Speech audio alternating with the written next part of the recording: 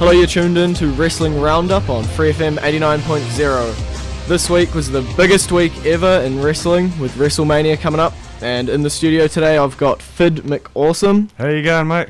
And I've got Josh from America. Nice to meet you all. Okay, so we'll start off with the first match that was on the card. The six-man tag with Sheamus and Randy Orton and Big Show taking on The Shield. What do you think of that match, Phid? Oh, mate, I tell you what, I am the biggest fan of The Shield. The moment I hear their music, it's just justice, you know? Yeah. I was excited for this match. It was good to see a decent match start the Big Show. However, my biggest gripe of this match is it had the most overrated superstar in the WWE on the good guys side. Yeah. Fair enough. Randy Orton, I believe, is the most overrated superstar in the WWE. It's alright. That's my opinion. Yeah. What about you, Josh? This was probably the best match that they could have chosen to open WrestleMania with. It was a pretty good match with five great talents and Randy Orton. Yeah, exactly. I have to agree with you, mate. My biggest thing is I think it's the first time we've managed to see the Shield in a decent length match, and we got to see all three of them really go for it. And they've definitely, in my eyes, they've proved that they belong in the WWE. They spent far too long in the NXT or whatever, however you want to cover it. Yeah. They spent far too long there. They should have been brought up to this level a long time ago, and I'm glad to see them where they are. Yeah. You've definitely got to look back at Seth Rollins and Dean Ambrose's times back in NXT just to know how well they proved themselves. I actually thought we would have seen Ambrose at this level last year. I went into this match thinking the Shield had to win it, or they were pretty much just going to fall into that pit of guys they've brought up and then got demolished by the bigger guys. They had to dominate. They had to, and they did, it was good to see. And it was pretty obvious from the outset Big Show was going to be the deciding factor. It was. See, I actually expected to see a bigger sort of impact from that match. I had certain expectations from that match that didn't happen. Yeah. I mean, yeah, the Big Show turning on them, if you will, was a predictable scenario to happen. So there was no surprises in that match to me. I was impressed that they waited until after the match was over before doing the double cross. Yeah, that was cool. Yeah. And I'll tell you what, one thing I have to give Big Show, it was cool seeing him get a legit WrestleMania moment. Yeah. Compared to all of his others. Yeah, I mean, so props to... Yeah, he's had two pretty good ones right in a row with his win over Cody last year and this year with... Do you think that last year's win, though, was sort of undermined with the build-up being that he hasn't had a good WrestleMania match? Yeah, it kind of did because it made it predictable. Exactly. So, I mean, this year, I think it was more of a legit good match for him. But it still was a legitimate moment last year because he became one of the rare to become a Grand Slam champion. Yeah, agree. Okay, well, I think that's enough on that match. We'll flick on to the Mark Henry and Ryback match. What'd you think of that one? A snore. Pretty much. That's all I can really say about that match. It was a big snore for me. That match was hurt by the fact that they were rushing everything. That almost covers WrestleMania altogether this year. Yeah, but I didn't think it was a bad match. It wasn't a good match, but it wasn't a bad match in my opinion. Oh, I agree. But it had the wrong outcome. Yeah, but I think the biggest show of the year, you expect 90% of the matches to have a big pop. Yeah. And it's not the time of year to have a good match. It's the time of year where you have to have great matches. Yep. And a good match just doesn't cut it for me. I don't pay to watch a good match at WrestleMania, personally. Yeah. But, yeah. I just thought that from the outset it looked like that was going to be a very slow and sluggishy match. Yeah, well, you had two guys in there that are big behemoths. One of them probably the second slowest mover in the Yeah. WWE. Fair enough. The only thing that would have made that match is if it was a tag match with Carly in there. Yeah. It was great Throw to in see. Big E Langston, you have the Massamania. That's the one. It was great to see Ryback get his moment though and lift up Mark Henry. Yeah, it was. I don't think it had the same effect they were going for though. No. It was cool. Like, I mean, I did yell Yeah. at that moment, but I mean, you may be too young to remember back when Hogan lifted up the Giant. I've Andre? seen it. But you've seen it. Yeah. I mean, even now when you re-watch that tape, it's still a massive feat. Yeah. And you still look at it and you just go, wow, that's amazing. I Or think they were almost when, trying to recreate that. Or when Cena picked up both Edge and the Big Show at the same time. Exactly, that was another moment that was just massive when he pulled it off, and I think they were trying to recreate those sort of moments. Yeah, it was impressive. No, it didn't hit the mark, I don't think. Yeah, the end of this match was just, I had me laughing just because of the way that they fell. Yeah. Yeah, I mean, I was just cracking up. Yeah. Okay, well, we'll shoot on to the match I wasn't too happy about. We'll go with Fandango versus Chris Jericho. Fandango! Yeah. Now, I'll give you my opinion on this. The WWE fans, the universe, Yeah. the WWE universe, I'm not sure how we're supposed to refer to ourselves anymore. That'll do. But the WWE universe has notoriously got a short memory. Yeah. And I was on Twitter the entire time during WrestleMania, and the amount of people who are saying, why is he here? He hasn't proven himself. Yeah. Do people not remember Johnny Curtis? Nah. I mean, Johnny Curtis got some massive airtime. Yeah. We're not supposed to remember Skip Sheffield either. Yeah, well, that's a good point as well. But I mean, as Johnny Curtis, he was getting massive airtime. He was getting more airtime than Skip Sheffield ever got. Yet people seem to have completely pushed it out of their mind, and they're chanting, "You can't wrestle." Yeah. When we've seen this guy wrestle well. Well, to them, they're two different people. In saying this, he's been given a really crappy gimmick. Yeah. I love the Fandango character. You do? I absolutely adore it. It reminds me of Disco Inferno back from WCW days. Yeah, see, I never liked the Disco Inferno character either. I loved Disco. I think Disco was a great wrestler. Yeah. But, yeah, I don't think it hit the mark back But then. then and again, don't think I it's hit the mark generally now. enjoy the dancing gimmicks. Yeah, well, it works with Brodus, Yeah. which is a shame we can't talk about that match today. Yeah. That mysterious match that Yeah. teleported off Yeah, the that was the card. shortest match of the night. But, yeah, I think it was awesome seeing a new guy get his moment Yeah. at WrestleMania, you know, debuting at the show of shows, Yeah. and getting to see one of the biggest stars in that ring at the same time with him. Yeah. You know, Jericho is one of the very few who has actually gotten better with time. Yeah.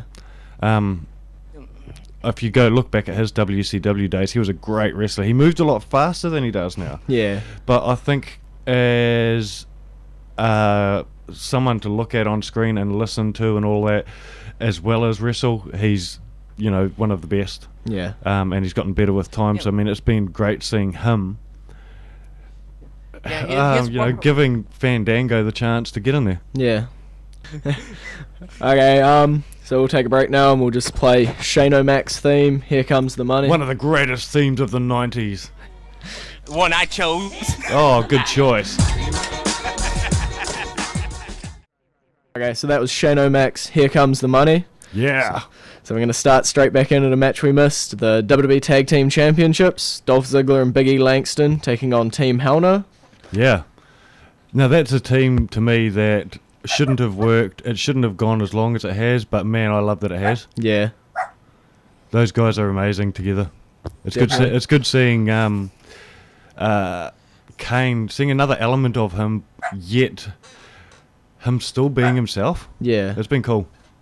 Okay. What do you think, Josh? Well, I've really enjoyed the run with Team Hell No. Although I was one of the first to get behind them because of the anger management skits that See, a lot of people didn't seem to like at the beginning. I love those skits. Yeah. See, comedy doesn't They were always go awesome. over well in the WWE. Yeah. But man, those two have pulled it off. I've also always viewed Kane better as a comedic character than a monster character. I've had my moments with Kane where I've absolutely hated their use of him as a comedian, because I was a big fan of Kane in the 90s when they first brought him in, and he was just this I don't talk, I just destroy monster. Yeah. I can understand that. Yeah. But in saying that, I'm happy with where they're headed as a team, and this match was a great match. Yeah. Fair enough. What do you think of the homage to the last year's Mania? Oh, I mean, to me, I think it was a great way to start the match. Everybody remembers the old kiss from Daniel Bryan and AJ Lee, and Yes, the kiss of death. I was just about to say that, and the kiss of death came back this year, and she didn't let us down. Fair enough. Okay. Yeah, well, it wasn't hard for this match to be a great match. No. Because we had three of the best wrestlers in the company today, and a relatively unknown wrestler in Big E, who on NXT is a very talented wrestler. Oh no, definitely. He's the NXT champ for a reason. Yeah. Yeah, I've said that several times. Especially when he first debuted and people were going, Rye Black. Yeah. Oh. I mean, the fans are going to be, the first to jump in there and poke fun at anyone who's new. I mean, how many debuts did we see this year? A fair few. You got the Shield, Fandango. Oh, Big it E. wasn't really the Shield's debut. They had their big tag match already at Extreme Rules. Yeah. But yeah, Fandango, Big E. Yeah, and I mean, for Big E, it was a great debut. Yeah. Okay. So we'll shoot on to one of the big title matches, the World Heavyweight Championship. Jack Swagger taking on Alberto Del Rio. Yeah, with old Zebby. Yeah. Now, I'm not the biggest ADR fan, Alberto Del Rio. However, this angle's intrigued me. I'm one of the few that seem to think this is a great story. Yeah. I don't like what Zeb culture and that stand for. Fair enough. But that's why I like it. Yeah. And I think this was already predetermined. We knew Alberto Del Rio was going to have enough passion to get in there and beat Swagger. Yeah, they're not going to let the American exactly come out on top. Exactly. It was never going to happen. It was predetermined right from the start. Although, not in the New York, New Jersey area. Definitely. Oh, I mean, that's something that we wouldn't really know. Yeah. Being in New Zealand, enough. We don't know the whole politics side of it over here.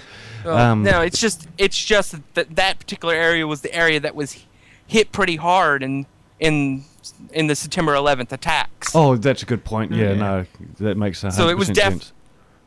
Definitely not going to be something that an American gimmick is going to get over in an area there. Yeah, that's a good point. Although it might have gotten over, say, if this match took place next year at WrestleMania in New Orleans. Yeah, well, I mean, I don't think they would have, pulled off the same thing if they were going to be finishing in the deep south. Yeah. Fair enough. To be honest, this match to me was I've seen it all before. Yeah. Nothing really that made me, oh my god, that just happened. Well, we'll go on to arguably the match of the night. CM Punk taking on The Undertaker. Best in the world versus a streak. Yep. I would have loved Punk to have won this. Yeah. I would have loved it to happen. Although, once again, it was never going to happen. Fair enough. To me, I think the star of this match was CM Punk. Yeah. I mean, it's hard to outshine The Undertaker at WrestleMania. It's really hard to outshine The Undertaker, you know. But I actually think Punk did. Fair enough. That's my opinion. It's considering Once Paul Bear died, any chance at the ending of the streak it was died over. with him. Yeah, It was gone. And I mean, what better way to pay homage to Paul Bearer? Yeah. I mean, there's a lot of people saying, you know, Paul Bearer should not have been, his memory should not have been used in this way. Yeah. But I think Paul, being a lifelong wrestling fan and for the later part of his years, one of the best managers in the history of the WWE, Yep. I think he would be looking down on this going, this is awesome. Fair He enough. would have loved this angle. Yeah. He would have loved everything that Punk did, because Punk was a definition of a classic villain, a classic bad guy in this. What did we all storyline. think of CM Punk's nod to The Undertaker by wearing The Undertaker's 90s colours? The grey and purple. Oh, yeah. You know, that was... Yeah, that's just another thing for him to poke at the Undertaker to tick him off some more. I don't know if it was for that. I mean, CM Punk's notorious for changing up or adding in little bits of other people's gimmicks as almost a tribute. I mean, he's done it with the Macho Man. The Macho Man. He wore the Macho Man's trunks. He did that with Bret Hart, but he's also worn Yankee colors, New York Yankee colors in Boston. Yeah. Just to tick off the fans. Yeah, So- oh, definitely. And he's the best in the business at the moment at doing it, isn't he? Yeah, he's... Yeah. He's a good guy, but he is an insane bad guy. See, I was one of the only guys I knew who loved the Straight Edge Society angle. Yeah. I thought the Straight Edge Society was brilliant. I mean, that guy knew how to really I was wind not a up fan of crowd. that angle. I loved it. But where's the other two now? I know it's heresy, but I did not like the Straight Edge Society. Yeah, but yeah, definitely one of the greatest matches of the night. If you had ended WrestleMania after that match, I would have probably walked away happy. Fair enough. What'd you... just in general, what do you think of the entrances that night for WrestleMania?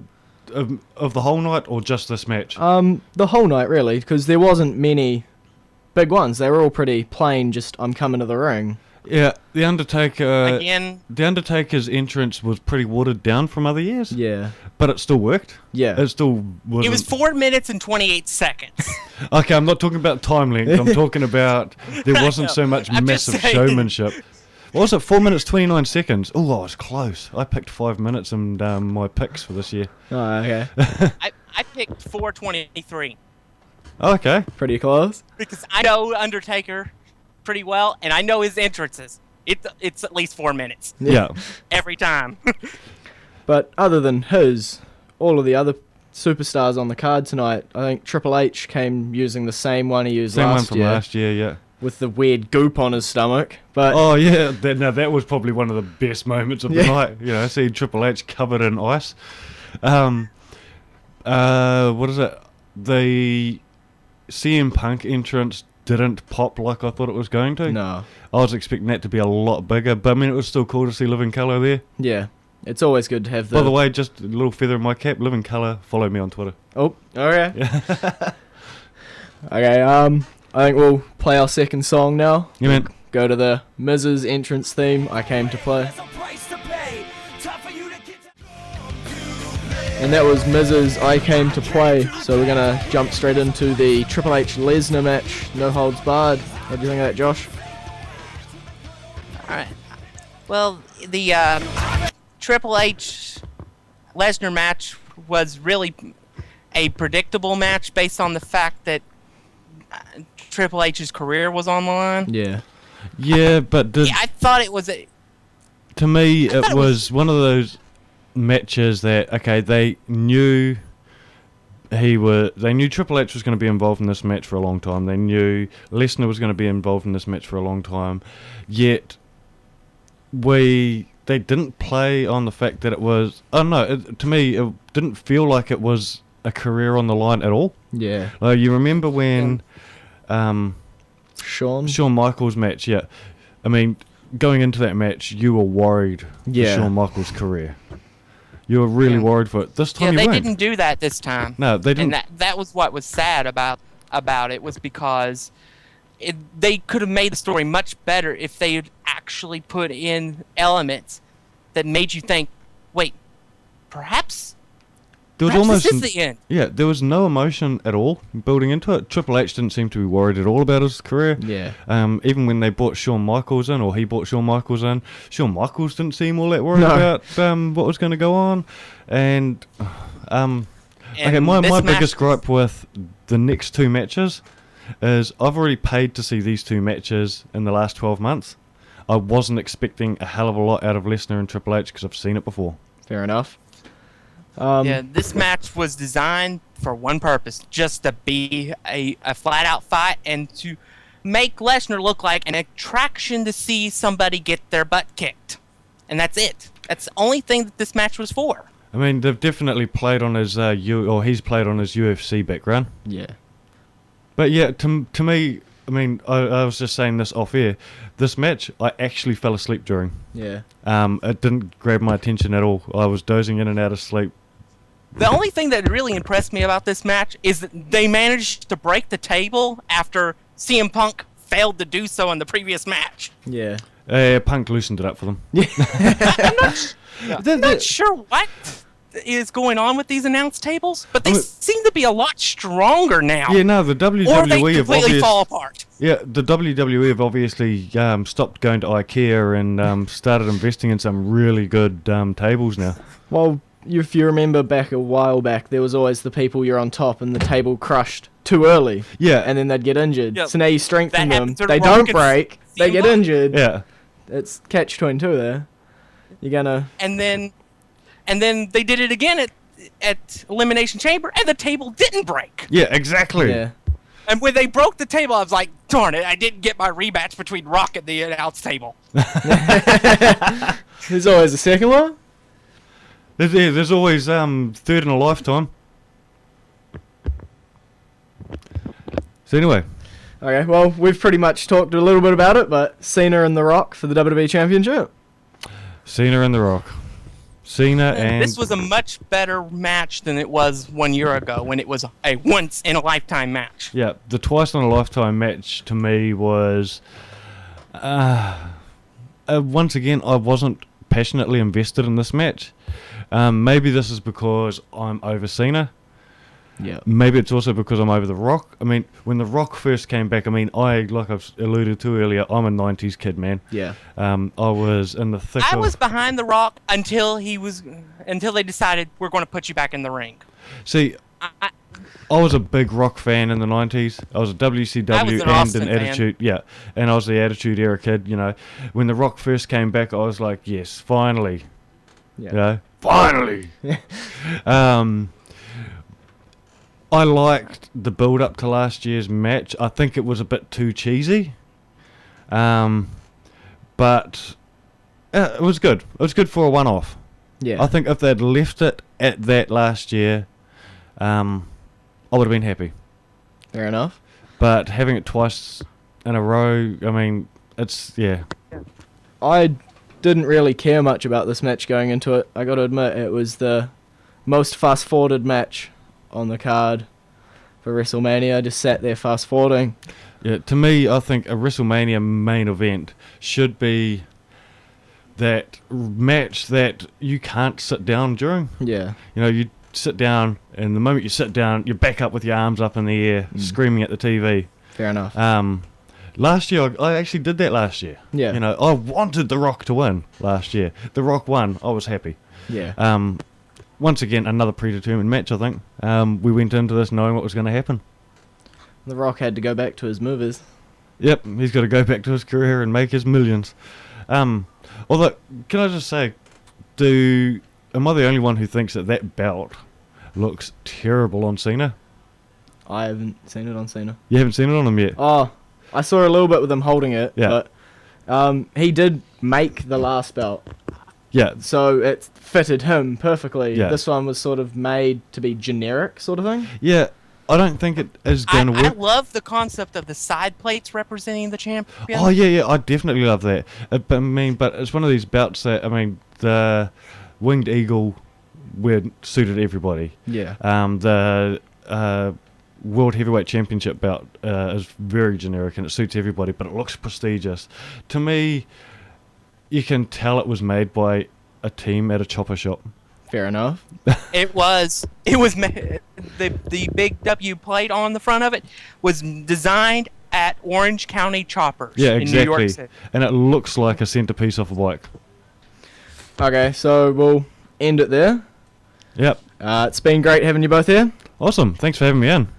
That's it for Wrestling Roundup for the week. We've been on FreeFM 89.0. Catch us on facebook.com/Wrestling Roundup Radio. And I'll see you next week.